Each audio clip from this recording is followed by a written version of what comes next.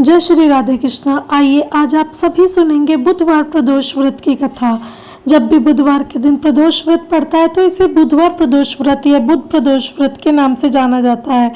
तो चलिए आरंभ करते हैं बुध प्रदोष व्रत कथा। इससे पहले मैं आपको बताना चाहती हूँ, इस दिन भगवान शिव जी का पूजन करते हैं, साथ में शिव परिवार का भी पूजन करते हैं। तो इस व्रत के प्रभाव से मनुष्य के सभी प्रकार के पापों का नाश होता है तथा मनुष्य सदा सुखी रहता है। इस व्रत को अगर विधवा स्त्री धारण करे तो उन्हें धर्म की प्राप्ति होती है और सुहागन नारियों का सुहाग अटल रहता है। बंदी कारागार से छूट जाते हैं। जो स्त्री पुरुष जिस कामना को लेकर इस व्रत को धारण करते हैं उनकी सभी की कामनाएं देवाधिदेव पूरी करते हैं।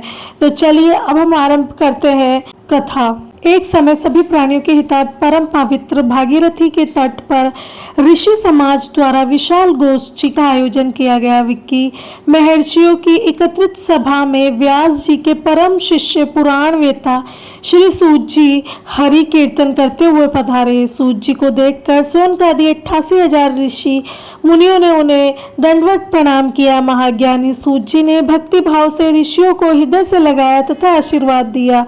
विद्वान ऋषि और सब शिष्य आसनों पर विराजमान हो गए।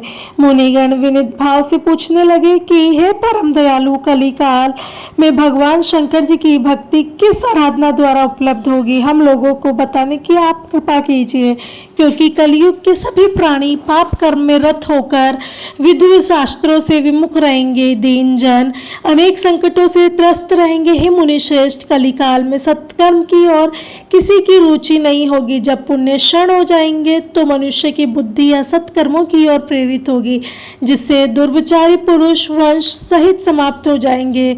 इस अखिल भूमंडल पर जो मनुष्य ज्ञानी होकर ज्ञान की शिक्षा नहीं देता, उस पर परमपिता परमेश्वर कभी प्रसन्न नहीं होते। हे महामुनि, ऐसा कौन सा उत्तम व्रत है जिससे मनोवांछित फल की प्राप्ति होगी? कृपया कर आप मुझसे कहें। ऐसा सुनकर दयालु हृदय श्री सूत जी कहने लगे कि हे श्रेष्ठ मुनियों तथा सोनक जी, आप धन्यवाद के पात्र है। आपके विचार सराहनीय एवं प्रशंसनीय है। आप वैष्णवों में अग्रगण्य है, क्योंकि आपके हृदय में सदा परहित की भावना रहती है। इसलिए सोनकादि ऋषियों, आप सभी सुने।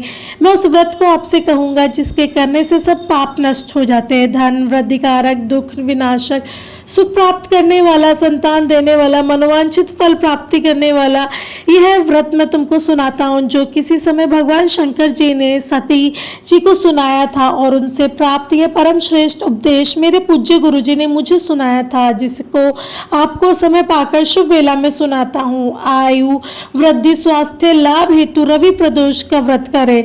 अभिष्ट सिद्धि की प्राप्ति के लिए सोम प्रदोष का व्रत करे। रोगों से मुक्ति एवं स्वास्थ्य लाभ हेतु मंगल प्रदोष का व्रत करे। सभी कामना की सिद्धि के लिए बुध प्रदोष का व्रत करे। शत्रुओं पर विजय प्राप्ति के लिए तथा शत्रुओं के विनाश के लिए गुरु बृहस्पति प्रदोष का व्रत करे। सौभाग्य स्त्री की समृद्धि के लिए शुक्र प्रदोष व्रत करे। पुत्र प्राप्ति हेतु शनि प्रदोष का व्रत करे। प्रदोष व्रत के दिन प्रातः काल स्नान कर निराकार रहकर शिव जी का ध्यान करे। शिव जी के ध्यान में मग्न हो शिव मंदिर में जाकर शंकर जी की पूजा करे। पूजा के पश्चात अर्धकुंड त्रिपुंडी का तिलक का धारण करे। बेलपुत्र चढ़ाए, धूप दीप अक्षत से पूजा करे। ऋतुफल चढ़ाए, ओम नमः शिवाय मंत्र का रुद्राक्ष की माला से जाप करे। ब्राह्मणों को भोजन कराकर सामर्थ्य के अनुसार दक्षिणा दे। तत्पश्चात मौन व्रत धारण करे। व्रती को सत्य भाषण करना आवश्यक है। प्रदोष का व्रत जो कि 11 एवं 26 त्रयोदशी व्रत करने चाहिए। इसके बाद फिर व्रत का उद्यापन करना चाहिए और हवन की आहुति देनी चाहिए। इससे अभिष्ट फल की प्राप्ति होती है। व्रती पृथ्वी पर शयन करे, इससे सर्व कामना सिद्ध होती है। और यह व्रत श्रावण मास में हो तो इसका विशेष महत्व होता है। यह सर्व सुख, धन, आरोग्यता देने वाला है। यह व्रत इन सब मनोरथों को पूर्ण करता है। ऋषिवरों, यह प्रदोष व्रत मैंने जो आपको बताया है, किसी समय शंकर जी ने सती जी को और वेदव्यास मुनि ने मुझको सुनाया था। कथा सुनका दी। ऋषि बोले कि हे पूज्यवर महामते, आपने यह परम व्रत गोपनीय मंगलप्रद कष्ट निवारक बतलाया है। इस प्रकार आप हमें प्रदोष की व्रत कथा को सुनाइए। सूत जी बोले, ऋषियों अब मैं आपको बुध त्रयोदशी प्रदोष व्रत की कथा सुनाता हूँ। अब ध्यान पूर्वक सुनिए। प्राचीन काल की कथा है। एक पुरुष का नया नया विवाह हुआ था। वह गोने के बाद दूसरी बार पत्नी को लेने अपने ससुराल पहुंचा। अपनी सास से कहा कि बुधवार के दिन ही पत्नी को लेकर अपने नगर जाएंगे। उस पुरुष के सास ससुर ने, साले सालियों ने, सबने उसको बहुत समझाया कि बुधवार को पत्नी को विदा लेकर नहीं जाना अच्छा होता है, शुभ नहीं होता है, लेकिन वह पुरुष अपनी जिद से ठस से मस नहीं हुआ। विवश होकर सास ससुर ने अपने जमाता और पुत्री को भारी मन से विदा कर दिया। पति अब बैलगाड़ी से चले जा रहे थे। नगर के बाहर निकलते ही पत्नी को बड़े जोरों से प्यास लगी। पति लोटा लेकर पत्नी के लिए पानी लेने गया। पानी लेकर जब वह लौटा तो उसके क्रोध और आश्चर्य की कोई सीमा नहीं थी, क्योंकि उसकी पत्नी किसी अन्य पुरुष के लाए लोटे से पानी पीकर हंस हंस कर बातें कर रही थी। क्रोध में आकर आग बबला होकर जब वह उस आदमी से झगड़ा करने लगा, मगर यह देखकर उसके आश्चर्य की सीमा ना रही कि उस पुरुष की शक्ल उस आदमी से हुबहू मिलती है। हम शक्ल आदमियों को झगड़ते हुए देख जब काफी देर हो गई तो वहां आने जाने वाली भीड़ एकत्रित हो गई। सिपाही भी वहां पर आ गए। सिपाही ने स्त्री से पूछा, इन दोनों में से कौन सा तुम्हारा पति है?